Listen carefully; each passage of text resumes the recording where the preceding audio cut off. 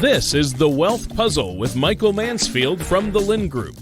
When a part of your financial strategy is out of tune, your long-term goals, your retirement savings, and your legacy can all suffer. With many years of experience in the financial industry, Michael provides his clients and prospects with the information they need regarding Social Security, retirement income planning, wealth management, and much more. Listen in as we address your financial concerns and provide helpful solutions to put you on the path to achieving your retirement goals. And now, here is The Wealth Puzzle with Michael Mansfield.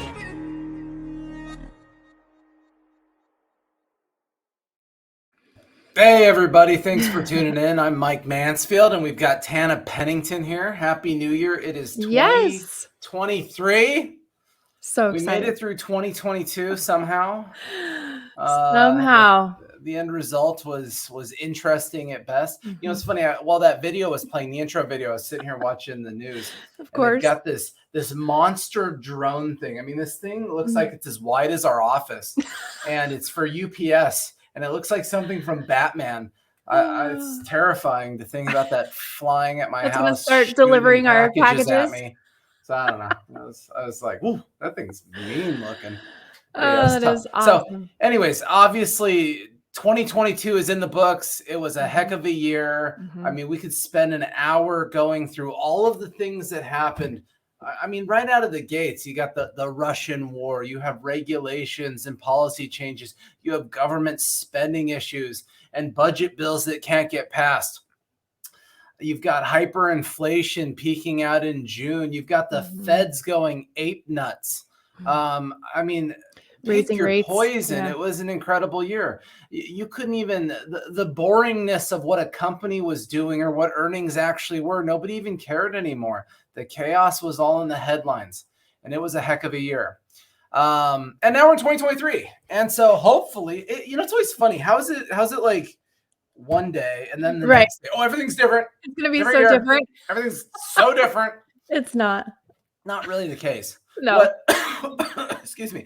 Now for 2023, what we have to do is we have to focus on our Fed President Powell. He's the man. In fact, I picked up my Fortune magazine. This is the Investor's Guide for 2023. And if anyone can read this, it's called The Recession Playbook. I would not want my face on that. Yeah. Here's the President Powell's legacy. It's the man who manufactured the recession. We should change the word fortune to taking your fortune. I saw that, and I thought, my goodness, that's depressing at best. So thank you. Thanks, Feds. Thanks, man. We've criticized them quite a bit on this show for some of the things that they're doing. Obviously, the economists and the information that we follow seem to not jive at all with the way the Federal Reserve works. It appears that in the professional space, way above and beyond Tana and I's intelligent level, is that, the opinion is the Fed is looking in the rearview mirror. They're driving backwards in the car, dealing with yesterday's inflation, yesterday's problems, yesterday's anxieties, that they lowered rates too much when COVID hit. They kept them low too long when inflation started picking up. And now they're trying to save face by being tough. And the end of 2022 probably put the biggest bow tie on that theme. When you follow the stock market last year, it was amazing that the stock market goes down for about 6 months from January to June. It bottoms out in June. And then finally, June, inflation's peaking out. The attitude in the market, the rhetoric is changing. The market goes up for about 2 months. And then it's August 15th. And there's Federal Powell. There's the man, your man, in Jackson Hole talking. And he basically says, everything sucks. Everything's bad. Nothing's working. I need to cause a lot of pain and misery, and we're going to crush small businesses. I paraphrase that, so please don't use that as a quote. But that's the way Mike heard it. And what happened to the stock market? It crater babied and got pouty for 2 months, not because of earnings, not because of companies, not because of economic data, not because of anything. Because labor market came out being really unpleasant. Right. And then what happened? by the end of September, this is now the time period. Let's toot our own horns. This is like when Tana and I did the video on, we kind of see the bottom for the year. And we talked about what we needed in the fourth quarter. In the fourth quarter, we need earnings stability. We need midterm stability. We need inflation declining stability. We needed all of these things. And I would grade all three of those things like a C+. Earnings came out. They weren't terrible for the third quarter. They did okay, which is fine. And then midterms. I don't know, man. It's like everyone knows what happens in the midterms, and it's a technical win. Technically, we won in a sense. So give that a C+. And then so the market's now going back up for a couple months, right? It's trending back up. It's making a whole lot of sense. And I'm like drooling. I'm like, oh man, as soon as the inflation comes out in December, if it's a downside surprise again, oh my gosh, it's going to be awesome. The S&P is going to finish the year at 4,300. This is going to be just incredible. It's all Tana and I talk about.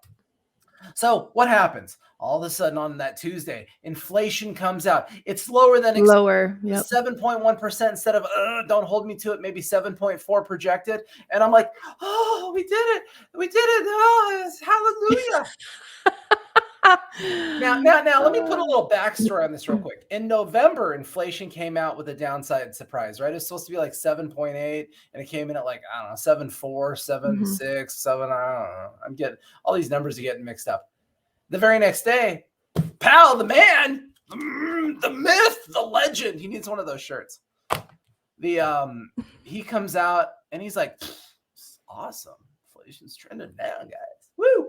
And the stock market says hot diggity dog, and it keeps going up. And then fast forward to December, same thing. Inflation surprises to the downside. We're like, oh, it's exactly what we needed. Things are on the right trajectory. And the Fed comes out the next day. The Fed, I apologize. The man, the myth, the legend in your lives, Mr. Powell. He comes out and he does his August 15th Jackson Hole speech again. Just says, everything sucks. Yeah. Nothing's working. This is terrible news. Ah! And what happens for the last 3 weeks of the year? Instead of it doing what it should do, is it's drug addicted to the feds, and it decides to go. Now, granted, fourth quarter, the market was still up. When you look at the S&P 500, it was certainly up a couple hundred points from the bottom set, right at the end of September, beginning of October. But it still puts us in a really weird place as we go into 2023. Why is the stock market down? What is going on? And probably the best way for people to perceive this is the stock market is a forward-looking creature. It is looking into the future, trying to make assumptions of what they think could be going on. And then it starts pricing in those assumptions now. And so one of the hot topics, hell, it's why this thing's called the Recession Playbook. That's not a compliment to this guy, by the way. Is everybody is betting there's a recession in 2023. Well, there's three scenarios here.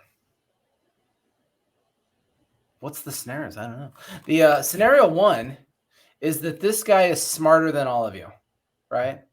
That this guy is going to somehow pull a rabbit out of his hat. And scenario one, the Fed scenario, the Powell scenario, we'll call it, is their goal is, can they do massive rate increases in the U.S. economy and bring down inflation without unemployment going up?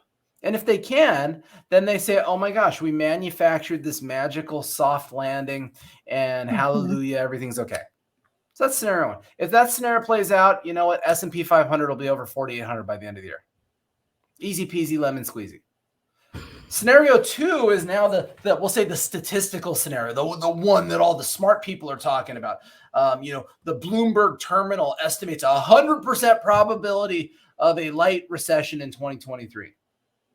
Now, granted, what's funny is recession, the word's confused. Yeah, in your opinion, Tana, what is a recession to you today, if you had to put thought to it? Unemployment rate going up. Okay. Definitely. Good. So lots of major layoffs from, big corporations and definitely decline in the stock market consistently, quarter after quarter, I would say. And so that's what's funny is like in the traditional sense of things, you've got those two back-to-back quarters of the economy going down. You've got unemployment going up. And so this created a massive debate last year because last year in the first portion of the year, we had that. We had 2 quarters of declining GDP of the economy, the stock market, everything going down, being super sad.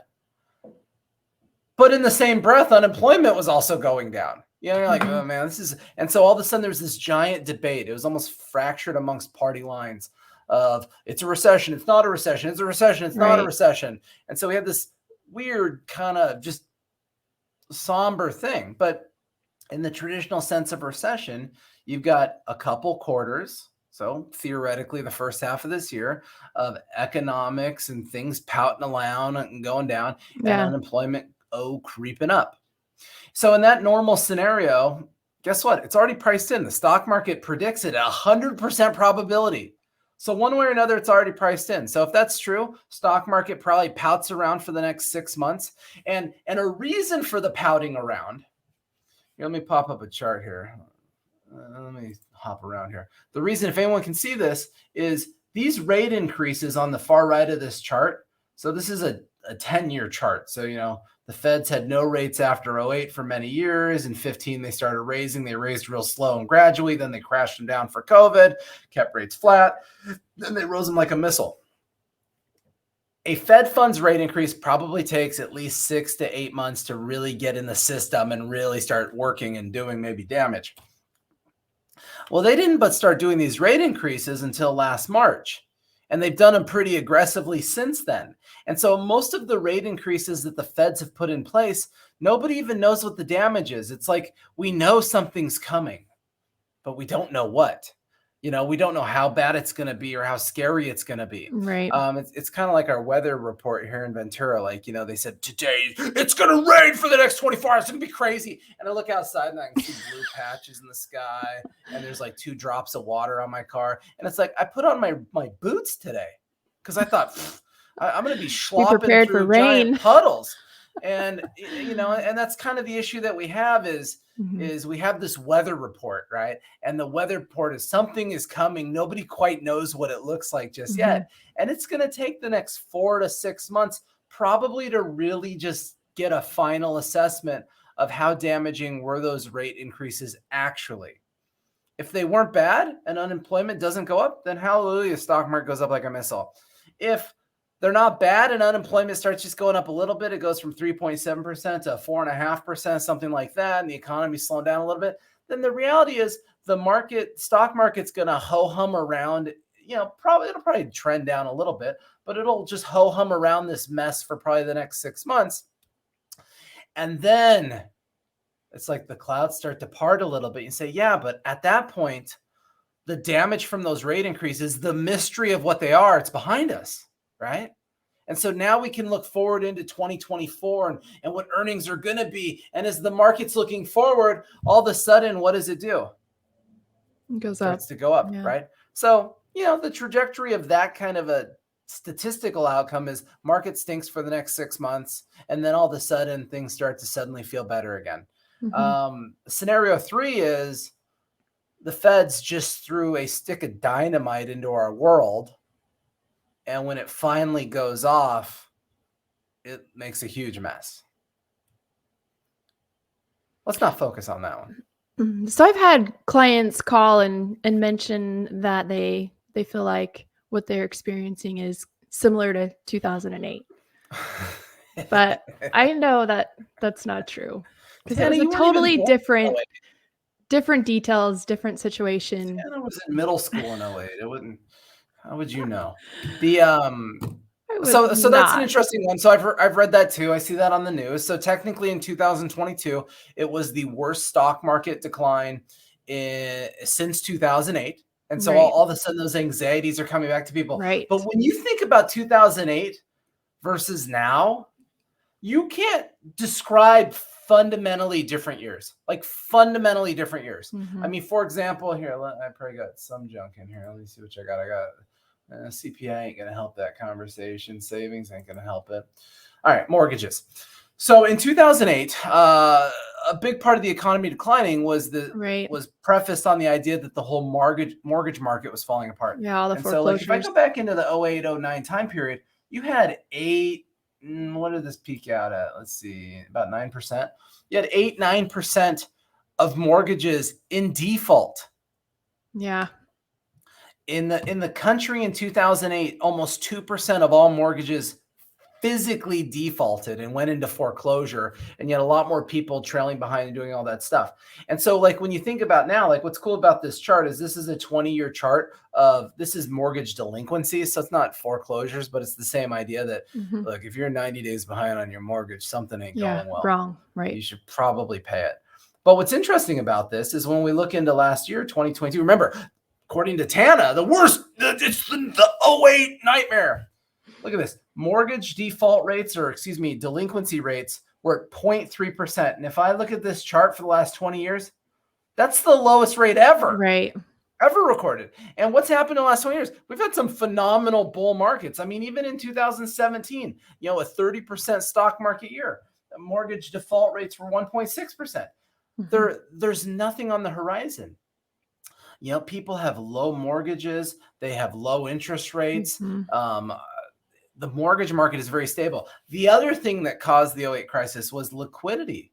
Banks ran out of money. There was no liquidity. The 300 banks went out of business. They couldn't pay the interest on their CDs. Guess what? Ain't no bank in trouble right now. Banks are sitting on mountains of money. They make their receptionist chairs out of money to sit in. They have so much. I was trying to make a point. You had to like burst the bubble. I'm sorry. But like you're talking about fundamentally different stuff. In 2008, corporate profits went down 40%. Last year, they weren't very good, but they were like single digit positive. I mean, completely different years. The reason that 08 was down was, once again, all those things that we described, whereas the reason 2022 was down, it wasn't really because of earnings. It wasn't really because of labor. It wasn't because of mortgages. It wasn't because of liquidity. It was because of the Feds doing hyper rate increases, trying to fight inflation. Here's inflation. I don't know. You want to see your inflation. So, I don't know, 3 years. So let's see. So inflation peaked at June of last year at 9.6%. Obviously, if I go into like a really long-term chart, I don't have that inflation that high for 40 years, right? Back into the 70s and 80s. And so that's what caused this year. And so it's tough because remember, we're dealing with something. And this is what's the hardest part of all of this is there has never been a lockdown in our economy. Right? And there's never been a restarting of the economy. That has never happened before. We've never completely dismantled supply chains. Right. You overlay all of that stuff that's been happening for the last few years, then with all of this geopolitical garbage, the wars, the relationship issues with China. I mean, no matter where you look, there's just chaos and confusion to solve. Yeah. Those are the things that are causing the poutiness. But this hyperinflation issue is slowly coming under control. I mean, one of the most phenomenal things, US M2, that the Federal Reserve, your boy doesn't talk about. How did I go to T-Mobile chart? I'm not trying to trick everyone into buying T-Mobile. Maybe I am. The US money supply. I mean, I've showed everyone 100 times how this directly impacts inflation. It's literally in the Econ 101 definition, money supply, blah, blah, blah. What does it say? Historically, when the money supply dramatically increases, there's a dramatic increase in cost of stuff. Oh, that's weird. And so what's interesting is we had this dramatic increase in the money supply. And in the last 12 months, it's been going down. It's gone down at the fastest rate ever recorded since they've been recording this since the 60s. So it peaked out in March, and the U.S. money supply has been trending down. It just went down again. They just updated this about a week ago. I looked at it. And so this is my personal leading indicator on how well we think these CPI inflation reports are going to come out. Because as the money supply dries up and all of that, because remember, what is inflation? It's too many dollars in the system chasing too few goods, right? And then Tana goes out and buys all the toilet paper. So now we have less goods. People still got all the money, and then she says, well, what about water bottles? Then I need water bottle. Like I didn't understand the water bottle thing. Like, did everyone's hoses stop working? COVID killed the hoses. Didn't you drank out of the hose, right? Was that a thing, or is that absolutely? Is that when I was young, wild? Yes. I feel, that's how I had to shower. That's how I had to drink. That's how I had all my meals out there in a dog bowl. Oh dear. But it's amazing to look at how the money supply is drying up very actively. There was arguments earlier in the year, like when the first downtick happened in April, people said, oh, that's because people had to pay their taxes, so extra money was spent. And when it ticked down in October, people said, oh, well, it's because people had to pay their taxes on extension. But now it ticked down again in November. It's been going down consistently. Mm-hmm. Things are improving. It takes time to heal messes that we created. But the feds have probably gotten too carried away. The dollar is re-weakening. Commodities have rolled over. The housing market is completely stalled. All of those things are leading indicators if you're looking out the front window of your car of where inflation's going instead of looking out the back window. And that's not a criticism, of just me. That's the criticism of a lot of people in the industry. Of the feds are so busy trying to save face. They're not really looking at all these tea leaves that, okay, we don't want to keep raising rates too aggressively and accidentally do too much damage trying to fix the problem. Right. Right. If a fly landed on my face, so Tana decided to squish it with a bat, she'd probably you wouldn't look the same. Well, I might look the same. I've been described as looking like I got hit with a bat. I would never do that. It's my nose. I got a crooked nose. I broke it in high school football, everybody. Just give me a break. And it's never been quite right. But anyways, kind of back to the theme, though, on the high level, hectic 2022, chaotic 23. First half of the year we think is tumultuous. And then, second half of the year should be pretty opportunistic. There's a couple ways to play it, right? If you believe in the government, then you know what? You do nothing. You hold your equities, you hold all of your stuff, you don't worry about it. This thing should fix itself extremely quickly based on the government's opinion of the genius job they're going to do. If you believe in the statistically likely mild recession scenario where market pouts around for the next 6 months and then finds some footing once all the rate increases are behind us, and then it starts to go up, you got two games to play there. Game one is you can say, okay, well, you know what? Why don't we exit some of our risks to the sidelines? And I don't know what that means to you. It's an individual decision. Do you put 20, 25% of your stuff in cash or something very conservative on the premise that if the market just kind of grinds lower and meaningfully lower, would take a lot, on the premise that, in 4 to 6 months, you then turn around and you kind of reinvest the money and you hope that you timed the market and you did awesome. Otherwise, the other way to play it is you say, hey, look, the worst is behind us. 2022 is behind us. The Fed rate increases are likely pretty much squashed at this point, which means now we're just kind of waiting to see how bad the damage was. And then this stuff will start getting back to normal. And so, you just kind of hold out and be patient. And, once the feds then do the opposite and they announce some kind of rate decrease, then you should be buying all your growth stocks, buy some Tesla. That was not an investment recommendation. No, it was not. Past performance does not indicate future results. Right. So anyways, I don't know. I'm just rambling. Sorry, Tan. I didn't mean to talk your head off today. No, it was good. It was good stuff. Speaks to how unprepared we are for these shows. I know. We did not prepare. We're like, let's get on. Oh, actually, Tana sent me a couple things. I apologize, Tana. Tana's sitting here waiting for her turn. So Tana sent me this, which I thought was interesting. What do you got here, young lady? So the U.S. household excess savings peaked out at 2.1 trillion. And that was back in 2021. And then now we're seeing that, people are dipping into their savings. And so now it's down to 900 billion. That's funny. What are those spikes? From the stimulus programs that were rolled out during the pandemic. An American Yeah. And receive government welfare. Right? So isn't that crazy? So yeah. that's these 3 spikes are the 3 different stimulus checks the government sent out. Yep. Hooked us up. How come they don't have the Newsom one in here? They need the new Newsom. They call it a middle class tax refund, which is stupid when they gave it to anybody That was who only for actually California, doesn't so make any money. that's probably not being reported on US. Wait, I thought only people live in California. Is there people live other places? Um, So that was interesting, but kind of fascinating how, the government burned a lot of dough, unfortunately, only creating our inflation issues. And now Right. people are dipping into their savings. Yep. The other thing Tana sent me was this chart. Yeah, this I is know really cool.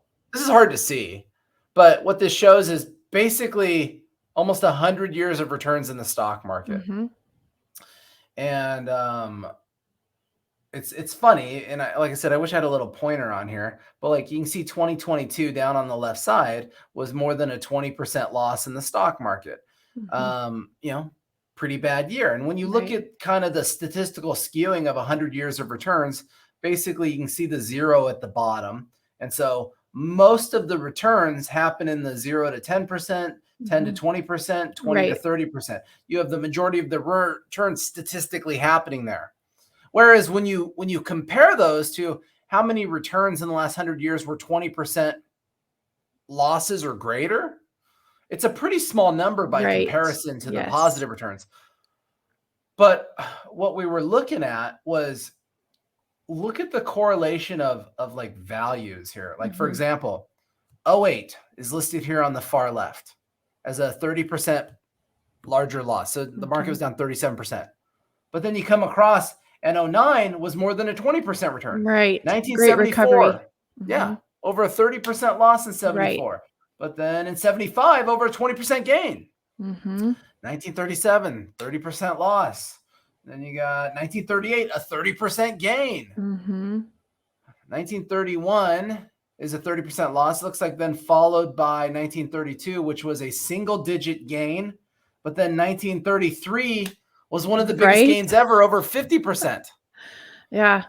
And so it's one of those things that you have to, the best and the worst are always closely correlated. And maybe actually we started the show talking about this where when the market goes down disproportionately bad and is kind of resetting the clock, normally it goes up disproportionately too. So this might be a choppy year, but the reality is history makes a strong argument that like 2024 could be a phenomenal year in the stock market as things rally back to normal. And so we just need to kind of keep that on our thinking cap. Yes. Big picture. Yes. Pray for rain. Yes. Pray for stock market gains. Pray Be prepared for the rain. Russia goes away. Let's just kind of pray inflation goes down. Let's pray that COVID goes away. There's a lot of things to pray for. Pick your praying poison. And peace. And peace. Well, yes. That's why I said Russia go away. I thought that was kind of the same thing. So, but we appreciate everything. Our listeners, our viewers. We're going to be way more diligent here in 2023 with our shows. We're going to be trying to record them every Monday morning and try to get them out late in the day, Monday morning, or get the email out Tuesday mornings. But otherwise, if you have any questions, concerns, call our office, 805-500-7035. That's 805-500-7035. And have a nice day. All right. See, I always screw this up where I'm not ready for to click the outro video. Okay, here we go. Have a nice day.